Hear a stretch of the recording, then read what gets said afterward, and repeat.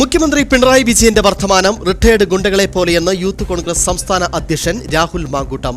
പിണറായി വിജയന്റെ ഭൂതകാലത്തെ അയവിറക്കാൻ വേണ്ടിയാണ് നവകേരള സദസ് എന്നും ന്യായമായ അവകാശത്തിനാണ് മാർച്ച് നടത്തുന്നത് എന്നും രാഹുൽ വണ്ടിപ്പെരിയാറിൽ പറഞ്ഞു.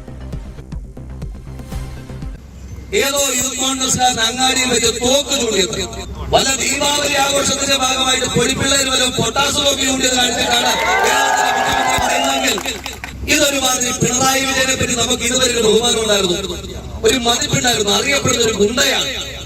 വാരിക്കൽ രാമകൃഷ്ണനെ കൊന്ന കേസിലെ പ്രതിയായ ഗുണ്ടയാണ് വിജയൻ എന്നുള്ളൊരു ബോധ്യം ഇപ്പൊ നമുക്കുണ്ടാകും. പക്ഷെ ഇപ്പൊ പിണറായി വിജയന്റെ വർത്തമാനം കേട്ട റിട്ടയേർഡ് ഗുണ്ടകളെ പോലെ, റിട്ടയേർഡ് ഗുണ്ടയായ പിണറായി വിജയന്റെ അഭ്യാസങ്ങളൊന്നും ഇല്ലാത്തത് കൊണ്ട് ഭൂതകാലത്തിന്റെ കുറെ അയവിറക്കാൻ വേണ്ടിയിട്ട് അത് ചർച്ചിച്ചു വെക്കാൻ വേണ്ടിയിട്ടാണ് ഈ നവകേരള സദസ്സുമായി പോകുന്നത്. ഈ നവകേരള സദസ്സിൽ ഇടുക്കി ജില്ല കിടക്കുമ്പോ പിണറായി വിജയന്റെ നവകേരള സദസ്സിൽ ഈ പീരുമേട്ടിലെ കുഞ്ഞു പെൺകുട്ടിയുടെ, വണ്ടിപ്പെരിയാറിലെ ഈ കുഞ്ഞു പെൺകുട്ടിയുടെ അമ്മയുടെ പരാതിയുണ്ട്. ഈ നവകേരള അണ്ടിപ്പരിപ്പ് കഴിപ്പ് സദസ്സിന് എന്തെങ്കിലും കഴിവുണ്ടോ എന്ന് ചോദിക്കുവാൻ വേണ്ടിയിട്ടാണ് ഈ സമരവുമായി കടന്നു വരുന്നത്. നമ്മൾ ന്യായമായ അവകാശ സമരങ്ങളുമായി ഇറങ്ങി തിരിച്ചു.